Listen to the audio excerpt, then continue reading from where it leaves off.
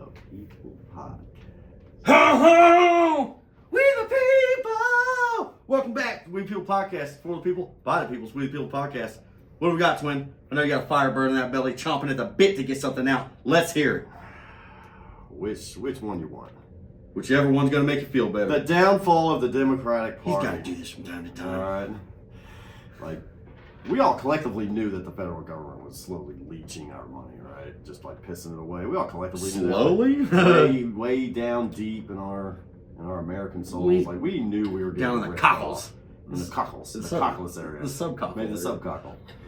I think we all collectively knew that. We're going to find out how deep that rabbit hole goes. Go Elon Musk. It's going down, down, down, down, down. I can only imagine that conversation that was had in a back room somewhere between Donald Trump and Elon Musk. Donald Trump's just kind of like, hey, so you want to audit the federal government? And Elon Musk is like, yeah. Yes. Yes. Yeah, let's do it. It's going to be awesome. So, we've been lied to by the legacy media. Would you call that an injustice? Years. Would you call that an injustice? I would call that lying to the American people, and it is abhorrent. Is it illegal? No, thank you, Obama. Thanks for allowing propaganda to be legal on the American people. Anyway, that's we the people. Not you the people, it's we the people. We the people. The people, not the politicians, not the political parties, not the media. It's we the people. It's we the people. And hey, big, small. I am a Trump supporter, but that don't mean Trump. Also doesn't mean Trump. That don't mean Barack Obama. No, it's we the people.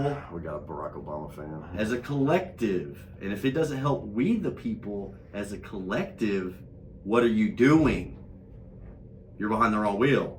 Maybe you need a lever or a button and not the wheel. That's supposedly what a government's for, is to look out for its people. Yeah? That's what I'm told.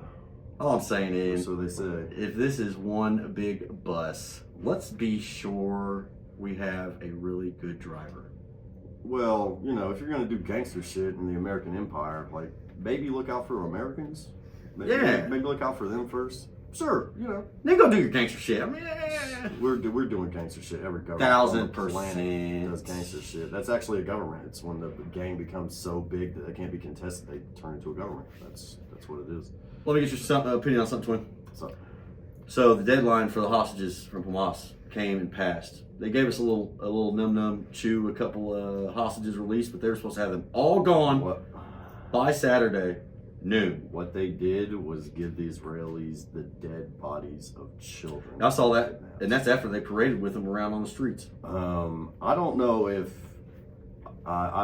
your audience has cracked open the Old Testament recently, but it's kind of a bad idea to screw with Israel. Definitely is. That's an awful idea. It's God's people, and it's the promised land. You can have whatever feeling you want about Israel, good, bad, indifference, whatever your feelings may be, but it's a really bad idea to screw with Israel. They don't play by the same rules. They play by their rules. They play by, this is our land that God gave us, and period. They will, in fact, pretty sure it was the British that gave them, but moving on. It's a bad idea to mess with Israel. They will, in fact, put a warhead through that hospital, get it to the basement to destroy your arms, and they will kill everybody between the roof and the basement. They don't care. And they consider that acceptable collateral damage. You can feel about that however you want to. If you're okay with being acceptable collateral damage. But they will do it. They absolutely will do it. And you know what? If the first one don't get through, they're going to send them in the same spot until it makes it through. 3 inches at a time, I hear. But they're going to keep dropping them. You can call it genocide, you can call it justice, or anywhere in between. But the fact of the matter is, they will do it. They will kill you. They do not care. They will kill you. Period. That's it. And you know what? I stand behind them. I'll stand next to them if I have to. I wouldn't go that far, but don't screw with Israel. If you need the proof, just find a Bible, open it up to the Old Testament, and find out how Israelites deal with problems. It usually involves death. Scorched earth, motherfucker! Israel can take care of themselves. I'm not entirely sure why we continue to dump billions of dollars into Israel. They are at the point now where they can take care of themselves.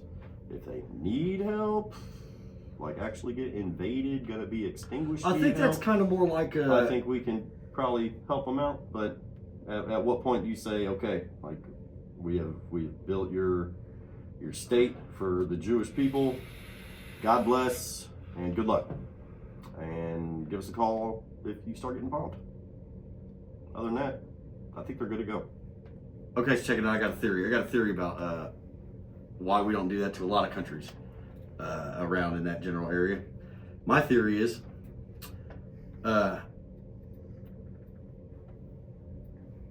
if you're storing, let's just say, stuff in a person's garage,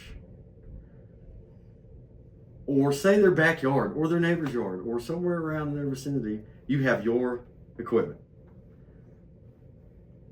Are you not going to sweeten the pot a little bit to make sure that your equipment is A, defended, taken care of, and watched after, but that your general interests in the area are excelled? You would probably want the person in the area that you know, even if you like them or not, to benefit. They would want to benefit by taking care of your storage. Basically what I'm saying is we've got a bunch of stuff. Equipment, military equipment, civilian equipment, agricultural equipment, mining equipment in that area. And if we was just to wash our hands and say, okay, we built your stuff, take care of it, appreciate it, God bless, they would probably be a little less apt to help us in our endeavors in their area. So we got to grease the tracks. Comes down to it, it's gangster shit. They're greasing the tracks. We got to put a little money and some hands over there to make sure that we've got friends in the area. That's exactly what it is. Israel and their just geography, they are very useful to us. Extremely, actually. We use them as a check against Iran. We use Ukraine as a check against Russia. We use Taiwan as a check against China. We use South Korea as a check against North Korea. And it's almost like geopolitically holding the line. At any point in time, we can invade any of the aforementioned countries in 48 hours. They're useful. That's it. They're useful. They're useful. Yeah. That's it.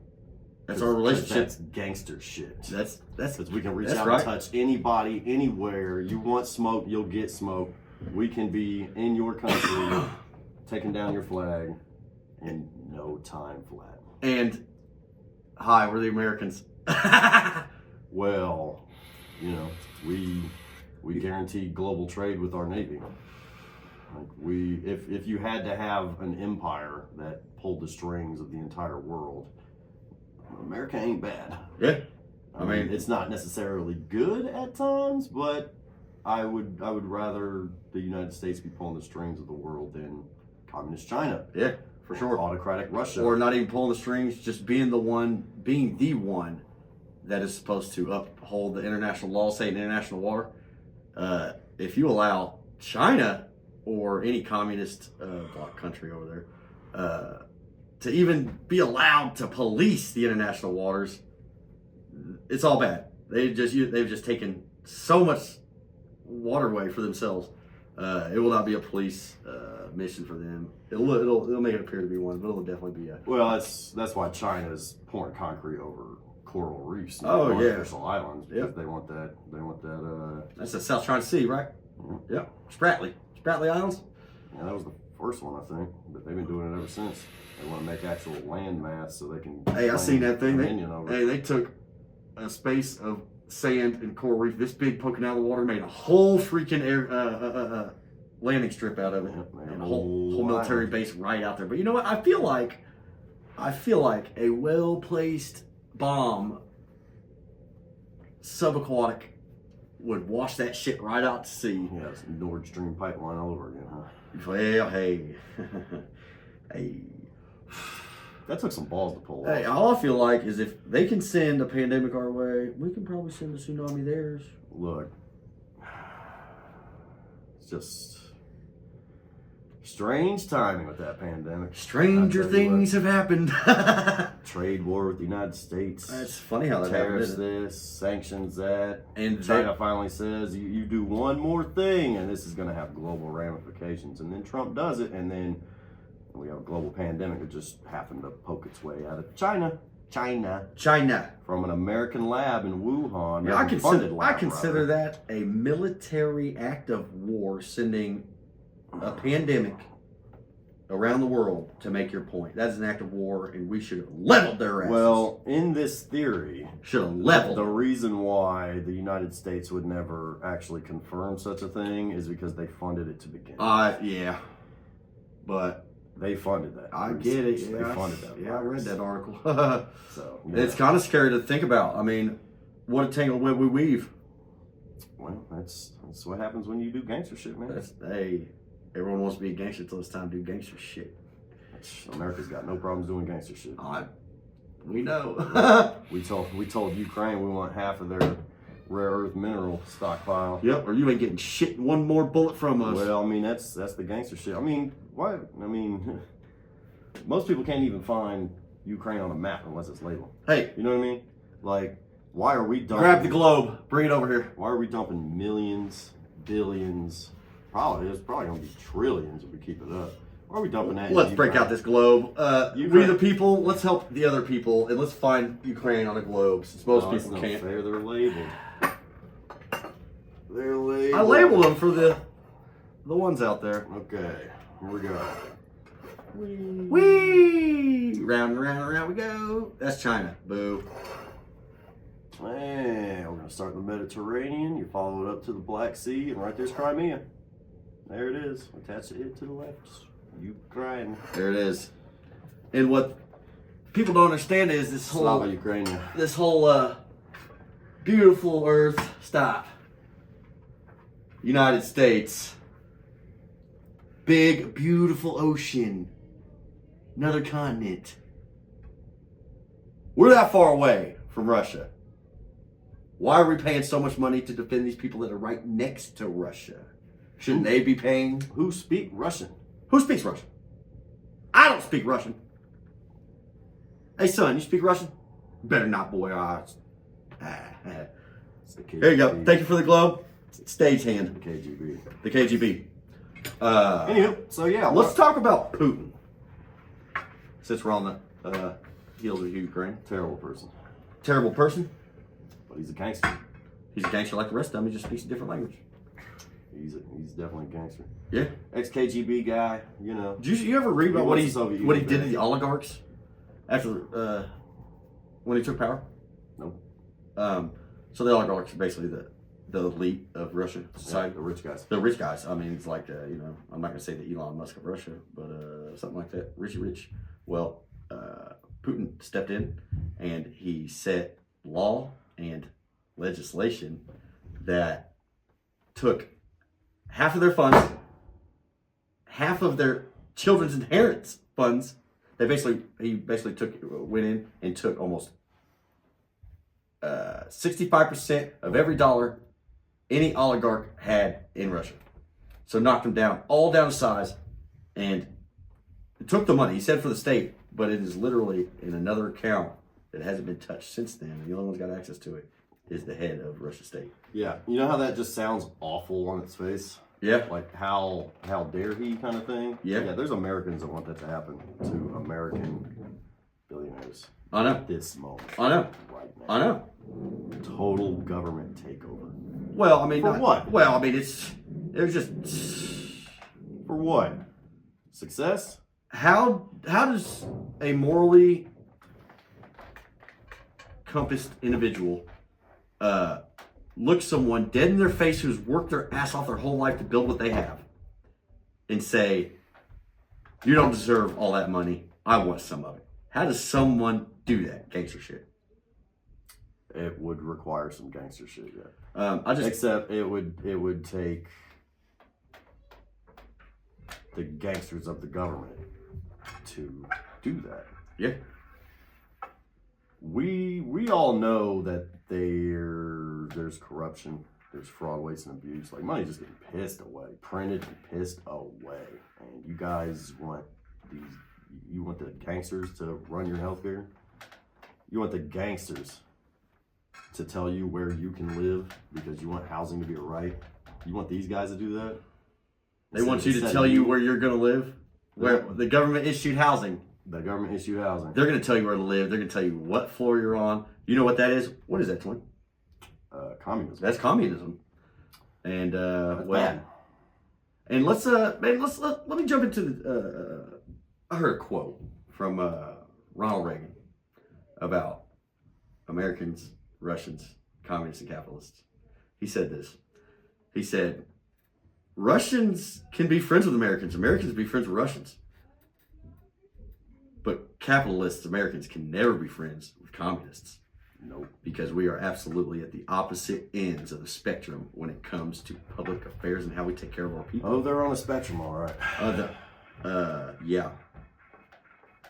We're not going to go into the spectrum. But the quote was, Americans can be friends with Russians. That's okay.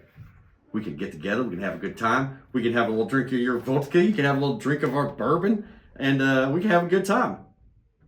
Americans can be friends with Russians. Russians can be friends with Americans. But Americans as capitalists, we can never and will always be enemies of the communism. Period. And I absolutely agree with that. I've met some Russian people. It's a good line. They're tough. They're tough. They were tough guys. But they like to have a good time. They had a damn good sense of humor. And they just seemed like generally good human beings. So I ain't got nothing against Russians. But I got everything against communism. It's bad. It's bad. It's all bad. It's all bad. And I'm not sure how these countries over there gets that system to work year after year after year. But there's got to be more to it behind the scenes, man. There's got to be crises happening every day in these communist countries, and we just don't hear about it. Yep. Like real crises. That's a cornerstone of communism: is don't ever let them see you sweat. Yeah. True story.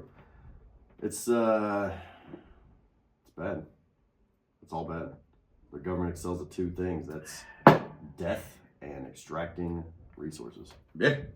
If you think they are going to excel as a government at healthcare, at housing, I would kindly direct you to government housing and the projects in all inner cities and let me know if that is what you would like. And let me know if they are up to your standard of living. And it won't be. It just won't. It won't be. In the ghetto. Talking about the ghetto. Oh, the ghetto. Yeah. No. Pass. No. Been there. Done that. No, thank you. It's not good. Now, you know what? I like capitalism because you can go out and get your own shit. And the more you put into it, the more you get out of it. It's not, you're going to get what you get every month for the rest of your life. No, if you want to go get it, this is the American dream. Go get it. 1,000%. Go get it. 1,000%. Land of opportunity. So anyone that's sitting at home and saying that the government ain't giving shit, well, that's because you have abused the land of opportunity. It's still out there. You just got to get off your ass and go get it. Gotta go get it. Hit the button, boy.